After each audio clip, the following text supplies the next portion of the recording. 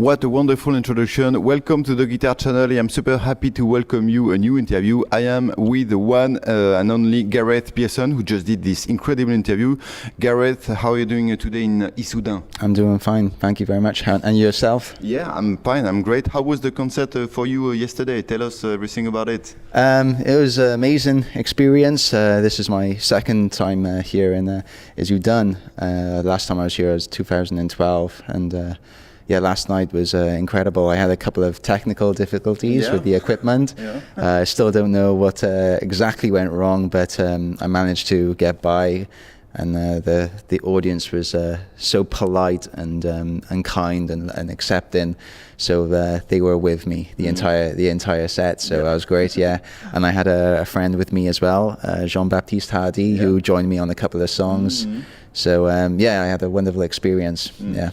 The concert was really great yesterday night, and yes, you had this small hiccup at the beginning, but that's really, for me, what makes the difference between a real pro and an amateur is that whatever happens, you kept going, and then you handled it quite gracefully. So it was not it was almost like it was part of the show. It sounds kind of interesting, but yeah, it was not definitely a plan, right? No, well, I wouldn't plan something like that. I think it would be unprofessional if I did plan it, but it's professional how I probably dealt with it. Yeah, I think that's really important. I think it comes from experience.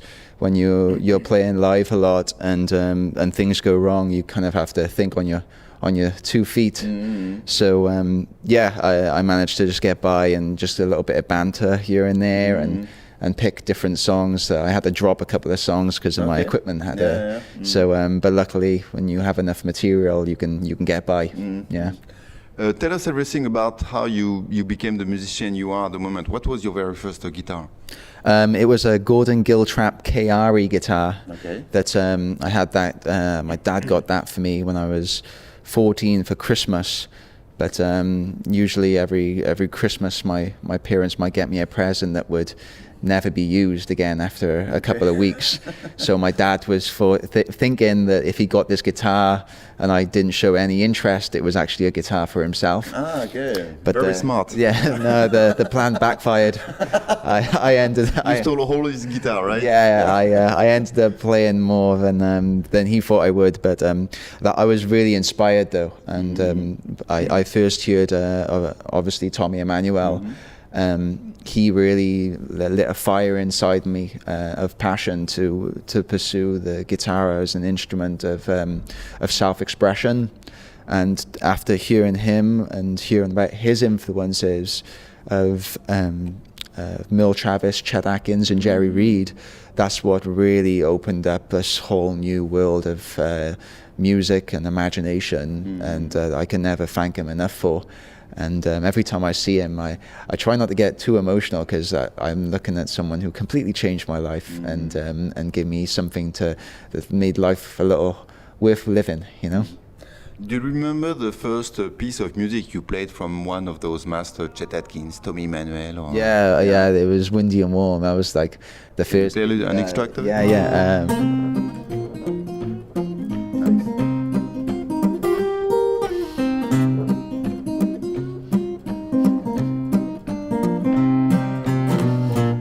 I can see the smile on your face.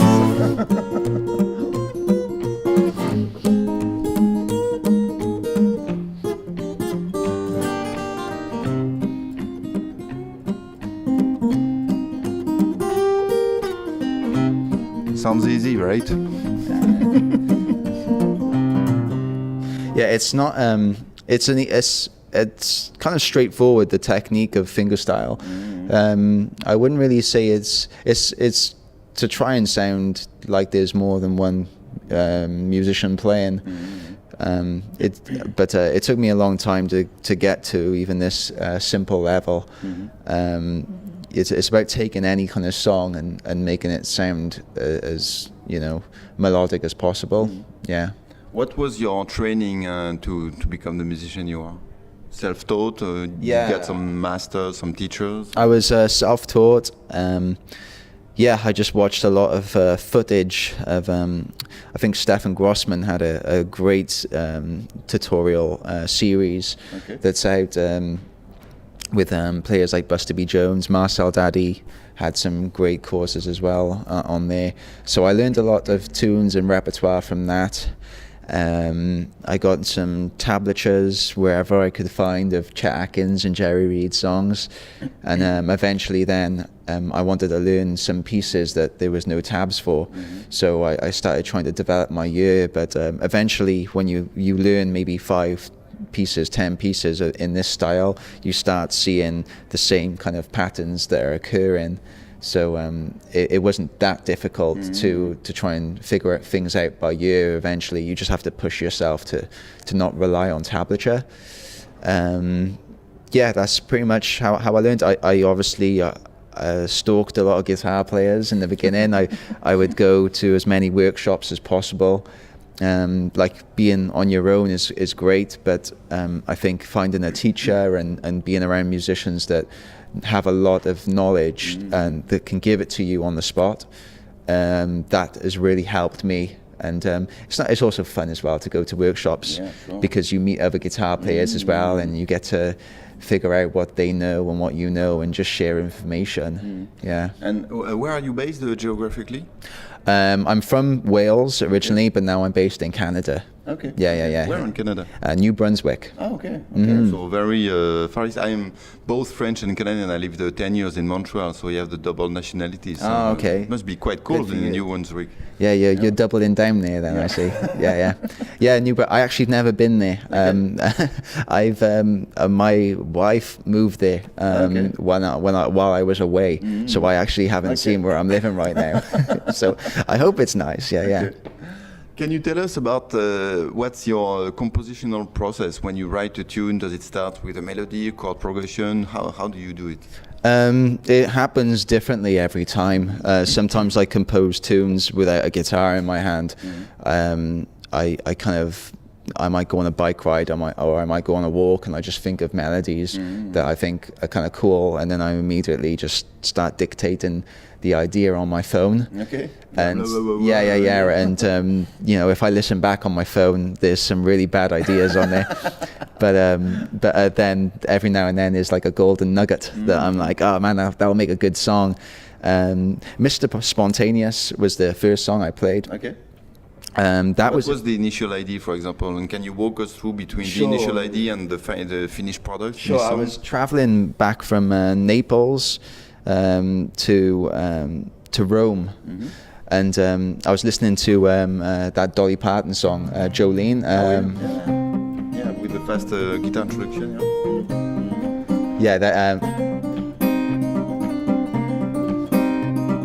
So initially I wrote that song for a songwriter based in Wales, but I wanted to write a kind of a melody, a country melody.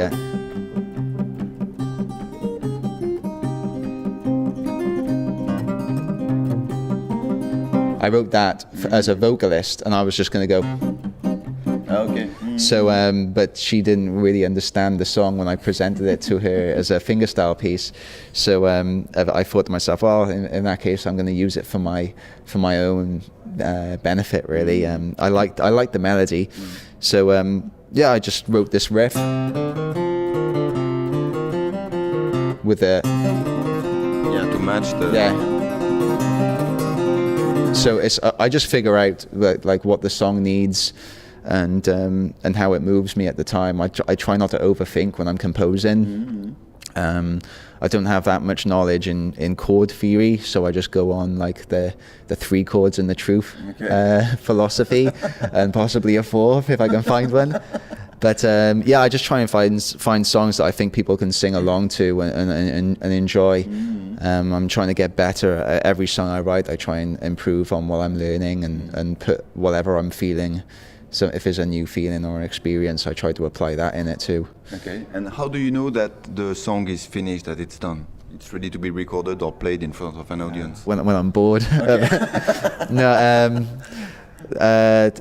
When I play it from start to finish, and I feel like, that's good enough. I like to transcribe my pieces while I'm composing these days. It took me a long time to figure out how to use like Guitar Pro and everything. But when I'm composing, I try and do it like in an architect kind of way where I'm like, figuring out which notes would stand out here, which notes I can. Okay, it helps you to have a view of your composition without actually playing it. Because it's just fun. I don't know. It's like painting a picture, and then I can go from there. Then visually and also like I can listen back and figure out what the song needs, what I can do with it. You know what I mean? I know my my repertoire of licks and what I can possibly apply to the piece of music as well. So it's really interesting of how to go about it. But the most important thing to do is to not let the guitar dictate the music, but you dictate what you want. Because sometimes as guitar players we're very used to just falling back on what we know. So play our favorite licks and so on. So but a lot of the time it's removing your ego as well, because sometimes you want to apply so much information. There is no ego in a guitar player, come on. Well, you'll be surprised. I question myself sometimes. But you say that. I think the guitar is the most egotistical instrument possibly. No way. But for me, when I'm composing, I think it's so important to just strip back and does it need this? And if it doesn't, then get rid of it. Is this to show off, or is this really serving the purpose? Tell something. So, and I learned that by like listening to like great songwriters and stuff like that, and the most impact that they have is when they don't do anything. They just let time to breathe. So there's lots of lessons to be learned, I think, when you're composing and also being harsh on yourself too. We are here in the middle of a guitar show. We just stole a Guy Buterlin guitar. What are you looking for in a guitar? Why did you pick a guitar from Guy to play today? This is actually the first guitar I picked up when I was trying some guitars out here yesterday. There's so many beautiful guitars here, but I don't know what it is. Visually, this is a beautiful instrument. This is like a work of art. But as soon as I started playing it, I fell in love with it, But when I picked it up, usually as soon as I pick up an instrument, I immediately want to play. But this instrument, I just started staring at it and like really... You froze? I just admired the beauty. So this is just an outstanding piece of work. And I'm very grateful that they let me play this year in this little interview.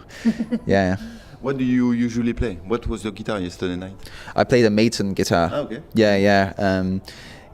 They're great guitars with great pickup systems.